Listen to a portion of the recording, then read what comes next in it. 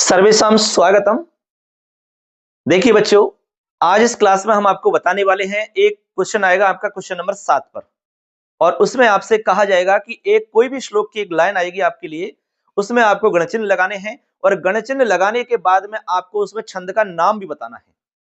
बहुत सारे बच्चों के लिए इसमें समस्या आ रही है। हालांकि देखा जाए तो ये समस्या का कोई प्रश्न है ही नहीं, एकदम आसान है, एकदम सरल है। आपको गणचिन्ह लगाना आना चाहिए।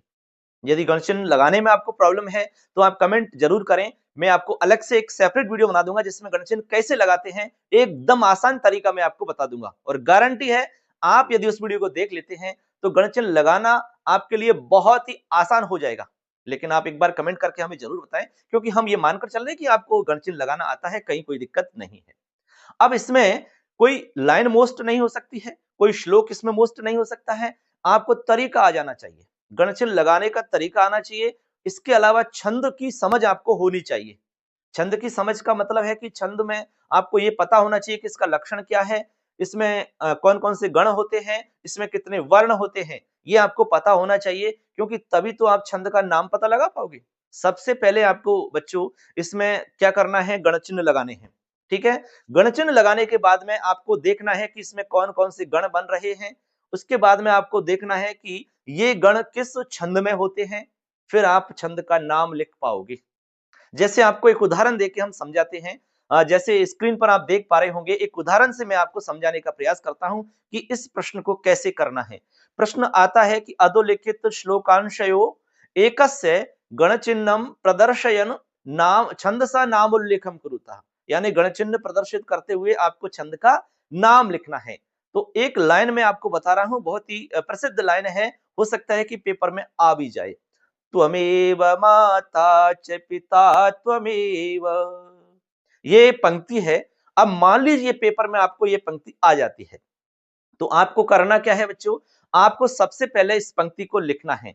थोड़ा सा आप बिल्कुल दूर दूर लिखें, जो शब्द है उसको थोड़ा दूरी बना के रखें, क्योंकि उसमें हम गणचिन्ह भी लगाएंगे। और बिल्कुल साफ सुथरा लिखें।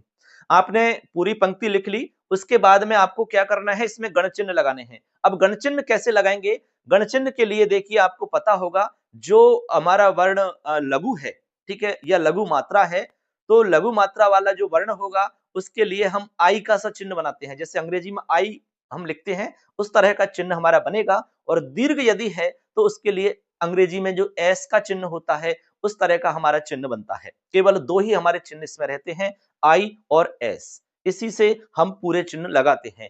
जब तीन वर्ण हो जाते हैं तो तीनों वर्णों से मिलकर के हमारा एक गण बन जाता है। अब गण सूत्र आपको पता होगा, ये माता राजभान सलगा, उससे हम पता लगा लेंगे कि ये कौन सा गण बन रहा है। तो इसमें हम लगाएंगे त्वमेव माता च पिता त्वमेव।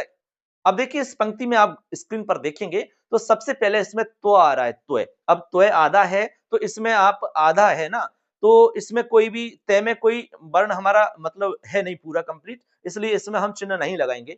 तो फिर तय के बाद में आ रहा है व, तो वह हमारा जो है लघु है, तो इसमें हम लगाएंगे आई। ठीक है, आई लगाएंगे। फिर मे आ रहा है, मे, तो मे के ऊपर देखेंगे आप एक ही मात्रा लग रही है, तो ये दीर्घ में जाएगा, तो इसमें लगाएंगे हम एस। तो आई एस आई, त्वमेव हो गया, आई एस आई। अब आई एस आई जो है, अब आप ये सोचिए कि आई एस आई जो हमने लगाया है, ये कौन सा गण बन रहा है। तो आप जाइए गणसूत्र में, ये माता राजभान सलगा, ये माता राजभान, तो जय भान, तो जय भान, इसका मतलब आ रहा है कि जगण बन जाएगा यहां पर, क्योंकि ज भा ने, जय में आई, भा में एस, फिर जय भा ने में आई, तो आई एस आई। देखो सेम टू सेम बन गया, तो सेम टू सेम बन गया ना गणसूत्र में, तो समझ जाना वही आपका गण है ये।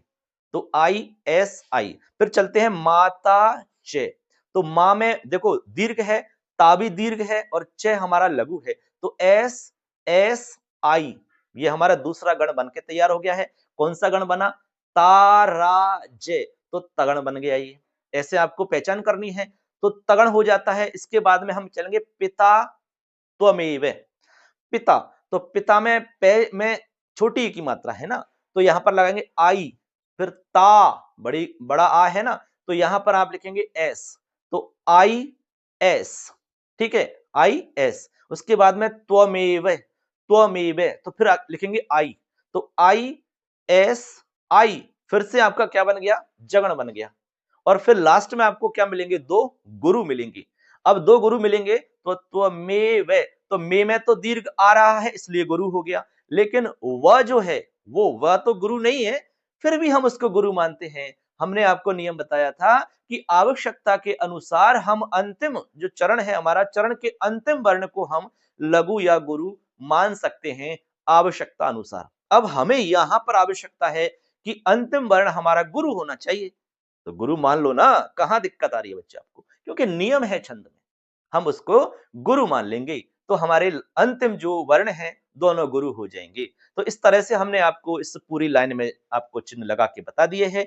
त्वमेव माता च पिता त्वमेव, तो आपके इसमें लग जाएंगे I S I S S I I S I S S, ये हमारे चिन्ह हो गए। अब इन चिन्हों को देख लीजिए कि इसमें बन रहा है जगण, तगण, जगण और दो गुरु। अब ये जो गण है ये कौन से छंद में होते हैं, ये आपको थोड़ा समझ, जो आपकी छंद की समझ है उस आधार पे आपको पता लगाना है। यदि लक्षण याद है और लक्षण से हमें पता चल जाएगा कि इसमें कौन कौन से गण होते हैं, तो इसमें छंद हो जाएगा उपेंद्र वज्रा। कौन सा होगा बच्चों, उपेंद्र वज्रा छंद होगा, क्योंकि उपेंद्र वज्रा का लक्षण बोलेंगे तो उसमें ये गण आ जाएंगे। उपेंद्र वज्रा जत जा ततो गौ, जत जा, जत जा, देखो जत जा तो जगण तगण जगण, फिर गौ, तो लास्ट में दो गुरु मिलेंगे, जत जास्ततो गौ। ऐसे लक्षण याद कर लेंगे तो लक्षण से हम तुरंत पहचान लेंगे कि इसमें कौन सा छंद होगा। इसी तरह और भी हमारी पंक्तियां आ सकती हैं, कोई भी पंक्ति हो छंद में, मतलब आपको ऐसा फिक्स नहीं है कि ये पंक्ति आ जाएंगी, कोई भी पंक्ति आ सकती है दुनिया में से कहीं से भी, कोई भी पंक्ति आ जाए उससे कोई फर्क नहीं पड़ने वाला। जो आपके पाठ्यक्रम में है छंद उसी के अकॉर्डिंग आपसे पूछा जाएगा, ठीक है ना। तो आपको हमने जो मोस्ट छंद 6 बताए हैं आप उनको भी अच्छे से कर लेते हैं, तो आपका जो उसमें लक्षण उदाहरण वाला है वो तो क्लियर हो ही रहा है, साथ साथ में आपका ये वाला भी क्लियर हो जाएगा। तो आप उनको 6 को अच्छे से कर लेंगे तो आपके दोनों सवाल ठीक हो सकते हैं बच्चों। अब इसमें कोई प्रॉब्लम है तो आप इसको भी बता दीजिए, मैं सेपरेट वीडियो बना दूंगा एक छोटा सा कि गण चिन्ह कैसे लगाते हैं, मैं बता दूंगा, उसमें आपको कहीं दिक्कत नहीं आएगी। तो आज की क्लास में बस इतना ही हम बता रहे थे कि किस तरीका से आप चिन्ह लगाएंगे और इस क्वेश्चन को कैसे आप सॉल्व करेंगे। तो सबके लिए बहुत बहुत धन्यवाद और बहुत बहुत अग्रिम शुभकामनाएं। चैनल को जरूर सब्सक्राइब करके रखें, क्योंकि जो पेपर होने के बाद में इसका सॉल्यूशन पेपर का पूरा हम इस चैनल पर लेकर आएंगे।